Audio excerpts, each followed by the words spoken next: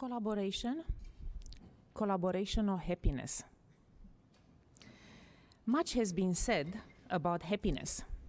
Just as much has been said about the current topic of this conference, which is collaboration. So when asked to give this presentation, I have actually decided to go against the classic presentation with slides, but rather to tell you a story, which again, perhaps, one of the educational ways which says that people remember easily stories than a deck of slides. And since we are at Harvard, one of my favorite places in the world, Boston as well, I remember well the introductory lecture given by James Ryan, the Dean of Education, and his favorite questions, some of his answers, as well as priorities.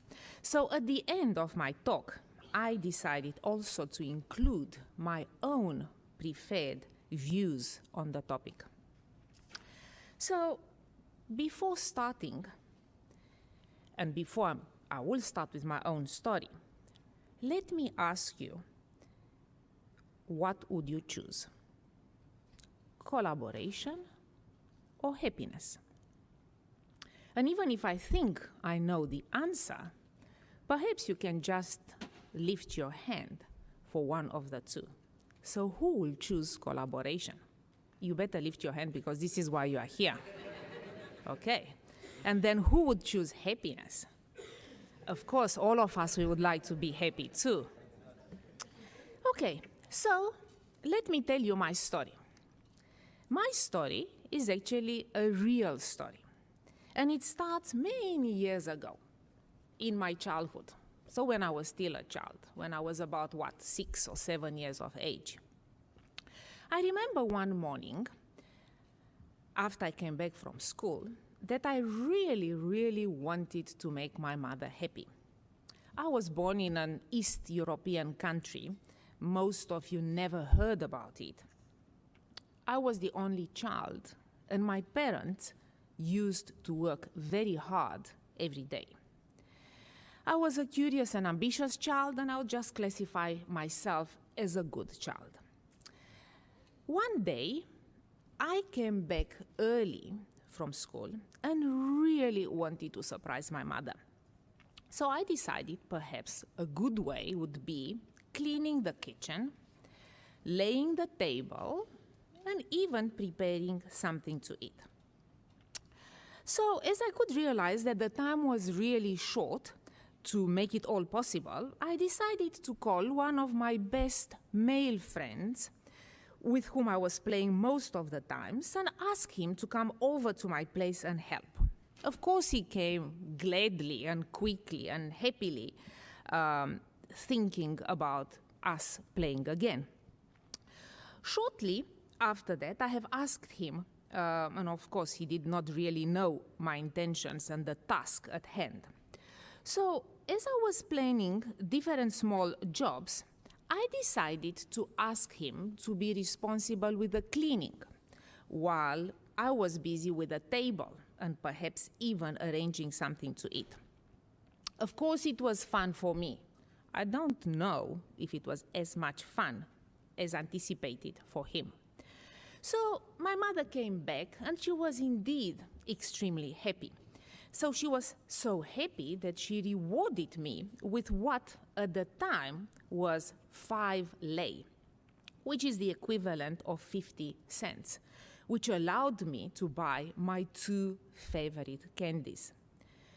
It was actually for the first time that I realized, or I understood, that working together was better, faster, and even fun. But to be honest, what I did not understand at that time was that when I decided to repeat the same experience a few days later and called the same best male friend, he refused to come. perhaps one small detail which I forgot to give to you, that I forgot to mention to you, that at no moment in time have I decided to share with him my 2 candies. So the collaboration for me was all about leading, giving instructions, but not really sharing the reward. So if I reflect now and I think back at school, nobody really encouraged, at least during that time, during my time, the teamwork in the classroom. It was always about to be the best, always to have the highest grades, always to go to the college and then to the university. Even for the sports, especially the individual ones, which I have done for many, many, many years. It was all about becoming the champion, being the first. So statements such as winning does not matter, why score, is winning not everything, were quite frequent. So, by the way, if we stop for a second and we think, how many of you do you really remember the second best one in any competition? The second best runner of 100-meter athletics, or the second best champion for 100 meters butterfly. You might remember the champion, but definitely not the second one. The same applies to papers in most of the cases. Articles written by et al. Not really the second, maybe in some of the cases the last author, the most senior one, but definitely not the second, the third, the fourth, and so on. So the question is it a collective obsession to be the best, to put the people against each other, the human being which needs validation? And I think, again, we must unlearn the conventional notion of leadership. Innovation is not about solo genius, but what about a collective effort? So what have I learned? So what I have learned many, many, many years ago, that along the time, opening my hand in which I was holding tight my power and letting my ego go away and learn to stretch my arms and learn to touch the others. And it was a completely different feeling. And for those of you who are already doing it, you know the feeling. But for the others, I would definitely recommend that you should try it. So I'm coming back to my question. Collaboration or happiness? So the education dean at Harvard set his priorities as cultivating leaders, changing the world, and I would challenge the order. And I would start saying, start changing the world first, and change the world by acting together. And for a second, I can't help on thinking about how would it be if all of us, we would drop our ego and wish to be part of this collective. Leadership is about helping the others becoming better at your own cost. Collaboration has no hierarchy. So again, collaboration or happiness?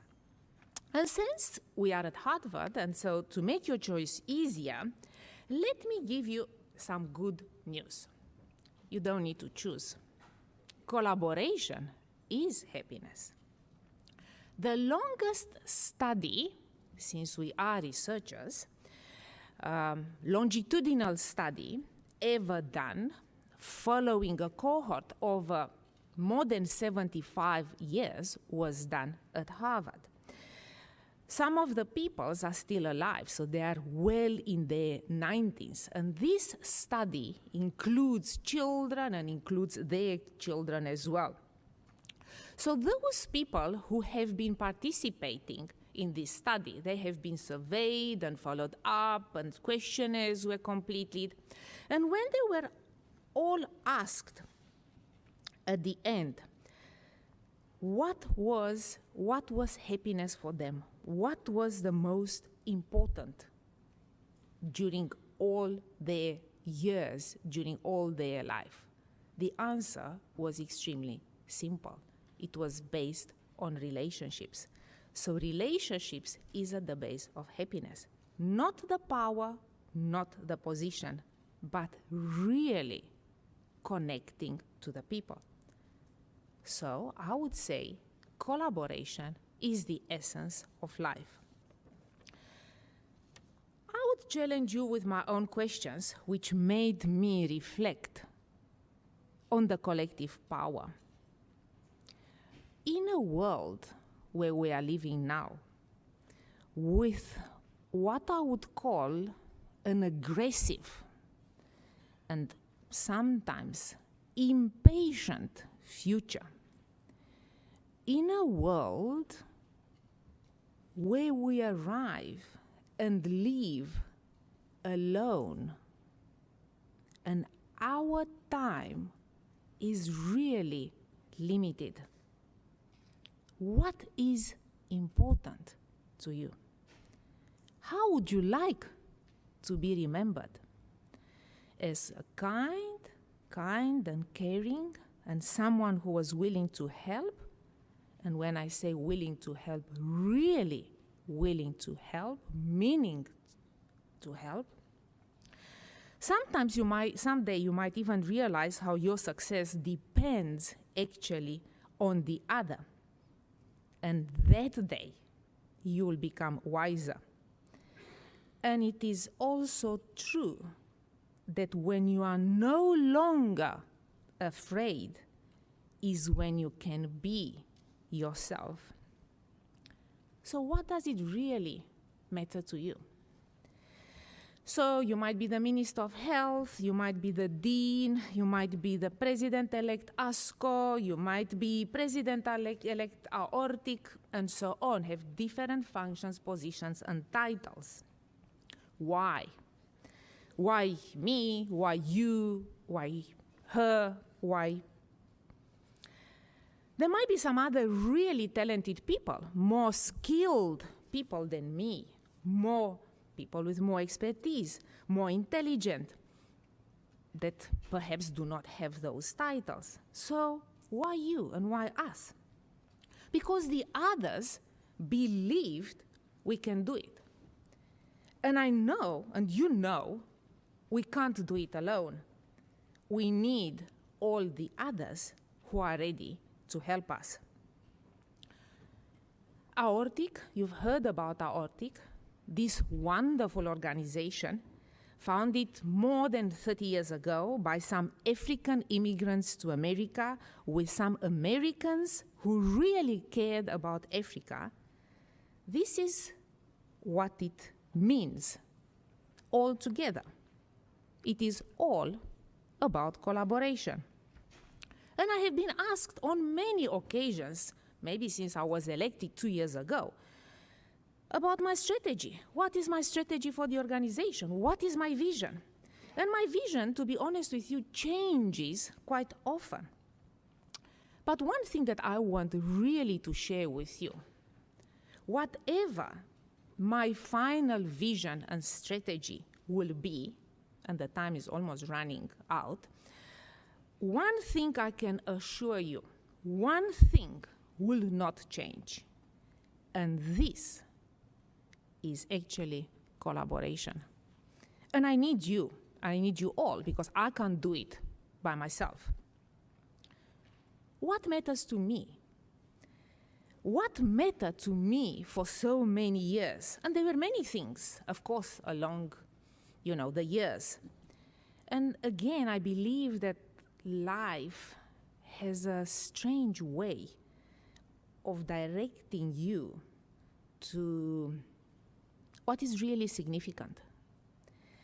As an oncologist, as a pediatric oncologist, I have learned about teamwork. Oncology is all about working with the others. We can't do it alone. We need all the others who can help us. Nurses, social workers, dietitians, everybody else. The list is just too long to be able to mention all of them. So what really mattered to me was not to be right or wrong, but to know when I went back home after many hours, or after hours and hours of work, and sometimes really painful emotions dealing with dying children and patients, just to be able to find myself knowing that what I did, I thought it was for the best, and it was the best. What matters to me now the most? For me, what it matters now is to see Africa growing, to be able collectively to contribute, to recognize the potential of our young and perhaps less fortunate, but extremely talented scientists and researchers on our continent. And I have learned along the way to share my 2 valuable candy drops with the others, as I have the feeling of really belonging, feeling loved, and feeling cherished. I would like to invite you to join me too, while you are releasing your tight fist, holding on your precious ego.